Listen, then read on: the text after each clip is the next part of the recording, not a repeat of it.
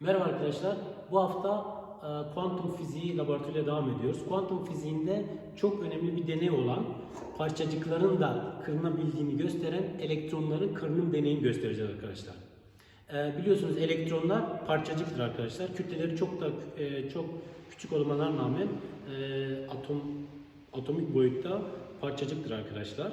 Şimdi biz kırınım olayını hangi maddelerde görüyoruz? Hangi fiziksel niceliklerde?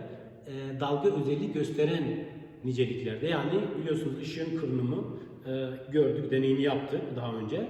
Işığın kırınımını biliyoruz çünkü ışığın dalga yapısı olduğunu biliyoruz. Ama parçacıklarda dalga yapısı kuantum fiziği keşfedilmeden önce bilinmiyordu arkadaşlar. Burada elektron kırınım düzeyine bakalım. Şöyle gelelim. Şimdi şurada elektron tübümüz var arkadaşlar. İçeride ne var arkadaşlar? Elektron tabancamız var. Şöyle en içte. Şöyle hafif şey görünüyor orası. Şurası. Oradan elektronlar termo emisyonla, yani biraz bir filamana voltaj verince, şuradaki voltajımızı veriyoruz. 6.3 volt veriyoruz. Buradan gidiyor. Elektronlar oradan koparıyor. Şimdi elektronlara bir kinetik enerji vermemiz lazım. Kinetik enerjiyi nasıl veriyoruz arkadaşlar?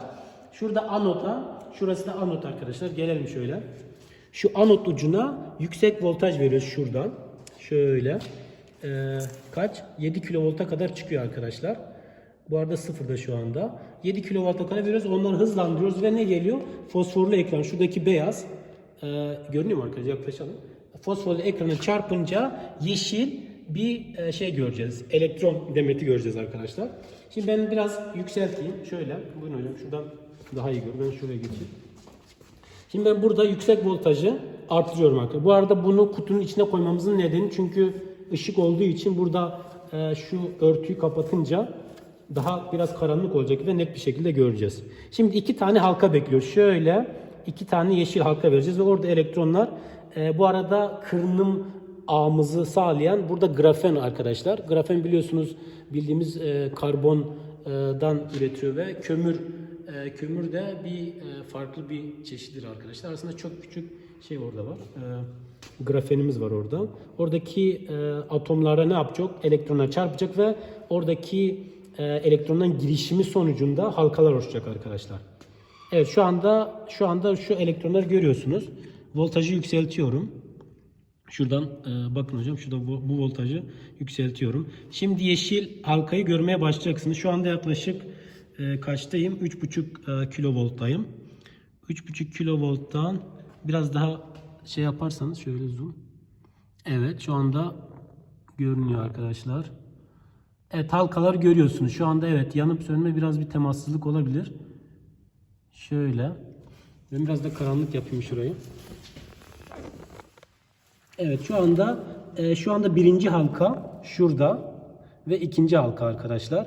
Elektronun kırıldığını buradan net bir şekilde görüyoruz arkadaşlar. Nasıl oluyor? Oradan hızlanmış elektronlar geliyor, grafene çarpıyor arkadaşlar. Grafenin atomları arasından kırınarak, burada Bragg yasasını hatırlarsanız kırınım anında da gördük. Orada girişim sonucunda elektronlar ne oluyor? Kırınıyor arkadaşlar. Buradan de Broglie hipotezini de ispatlamış oluyoruz arkadaşlar. De Broglie'ye göre neydi arkadaşlar?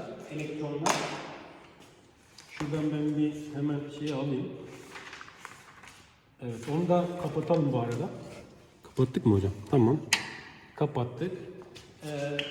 Buradan lambda eşittir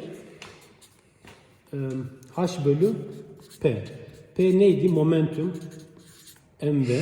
Buradan mv'den dolayı buradan bir dalga boyuna sahip oldum. Elektron dalga boyu. Bu da de Broglie.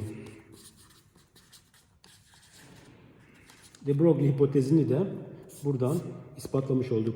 Önümüzdeki hafta net bir şekilde ölçümleri alacağız. Daha çok ayrıntılı ölçüm alıp ne yapacağız arkadaşlar? Oradaki grafenin atomları arasındaki mesafeyi deneysel olarak ölçeceğiz. Bu haftalık bu kadar.